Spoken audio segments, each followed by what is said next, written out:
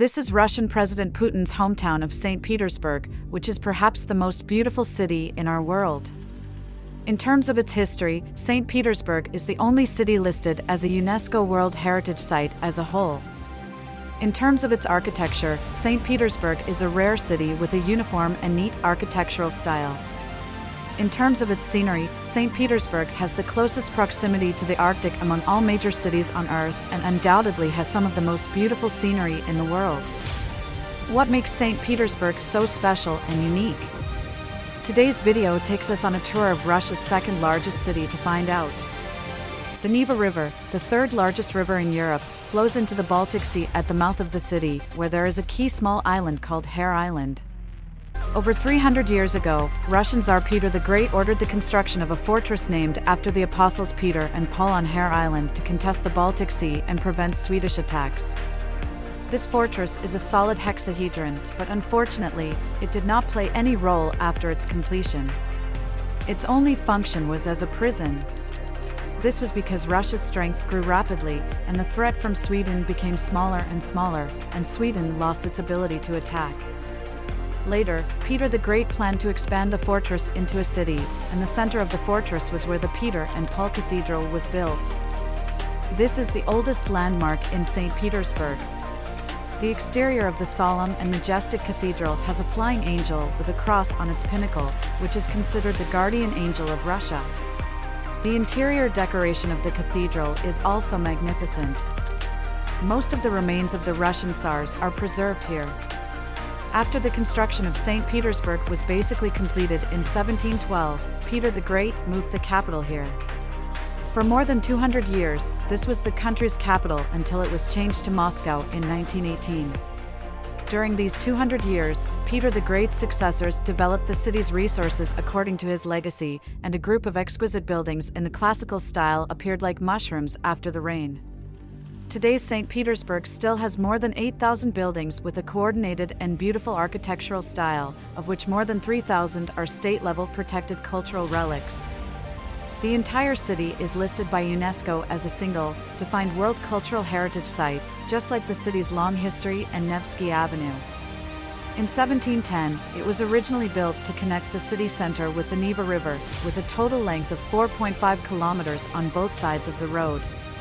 The most outstanding buildings from the 18th to the 20th century, such as the famous Naval Department Building, Friendship Square, Alexander I Monastery, Stroganov Palace, Peter and Paul Cathedral, and Catherine II Monument, are all located on the street and still preserve their history and art. Famous writers such as Gogol and musicians like Tchaikovsky once lived and worked on the street.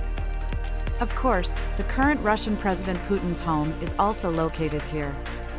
St. Petersburg's rich history and art have nurtured extraordinary people. During the Soviet era, St. Petersburg was renamed Leningrad for a time. In World War II, the city witnessed a tragic battle, the Siege of Leningrad, which lasted for 2.5 years and resulted in the death of at least 1.5 million soldiers and civilians, possibly the most brutal battle in human history. 40 years after the victory in the Soviet-German War, the monument to the heroic defenders of Leningrad was erected to commemorate the city's resistance. The bronze reliefs on the monument depict the defense of Leningrad, and the golden stars symbolize the city's heroism. St. Petersburg is one of the world's rare cities with a unified architectural style. Its entire planning spanned 3 centuries. It is not an exaggeration to say that St. Petersburg is a museum of architecture. Let us appreciate the beauty of its buildings. The famous Winter Palace, with its blue and white facade, is 230 meters long and 140 meters wide, occupying an entire block of the city. This 3-story building is grand in scale and luxuriously decorated. It was once the Palace of the Tsars and is now a museum named the Hermitage Museum. The Alexander Column stands in the center of Palace Square outside the Winter Palace.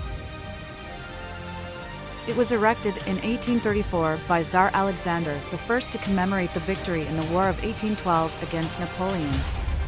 The column is made of a single piece of granite and is topped by a bronze angel.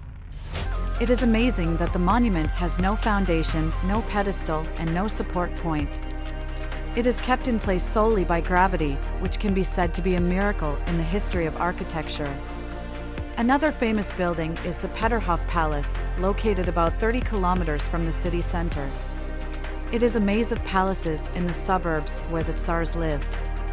Its exterior is simple and solemn, but its interior is luxuriously decorated. People call it the Russian Versailles. The Church of the Savior on Blood, also known as the Church of the Resurrection of Jesus Christ, is a fully decorated church with colorful onion domes. This church embodies the Russian architectural style and was built with the Moscow's Red Squares Cathedral of Vasily the Blessed as its blueprint. Compared to its exterior, the interior of the Church of the Savior on Spilled Blood is even more beautiful and vivid. The walls are covered in precious gems and marble mosaics, creating a grand and luxurious atmosphere. The high ceilings and spacious interior are filled with a sacred and awe-inspiring atmosphere, characterized by gold and blue hues that cannot be described in words. Many people consider the Church of the Savior on Spilled Blood to be one of the most beautiful churches in the world, and it is one of the 4 great churches in the world. It is considered a masterpiece of late Russian classical architecture, with a magnificent and imposing overall structure that is covered in 400 kilometers of gold leaf, still shimmering to this day. The church towers reach a height of 101 meters, making it a standard building and the highest point in St. Petersburg. This is the Palace Bridge, also known as the Drawbridge, which is the most famous bridge in St. Petersburg. It spans the Neva River, and the many waterways that run through it, along with the canals created by people, make St. Petersburg a city of waterways. There are 342 bridges in the main city area, which have transformed the city into 44 independent islands, earning it the title of the Northern Venice. Therefore, the best way to explore St. Petersburg is to take a leisurely boat tour. In order to facilitate transportation, 22 of the bridges in St. Petersburg have been designed to be movable. During the navigation season, these 22 bridges are opened every night to allow ships to pass through.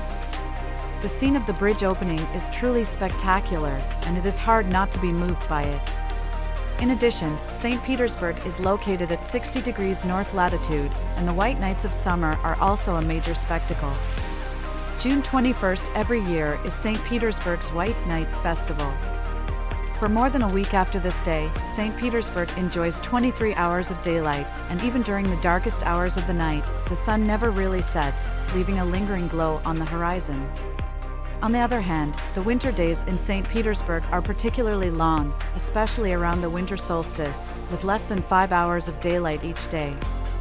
However, the beauty of St. Petersburg is all year round, and after snowfall, Victory Square is transformed into a fairy tale wonderland. Therefore, it can be seen that St. Petersburg has a unique charm that cannot be compared to any other city, as it showcases its true beauty year after year through the alternating cycles of white nights and dark winter days. What are some of the beautiful cities in your mind? Please leave a comment in the comments section.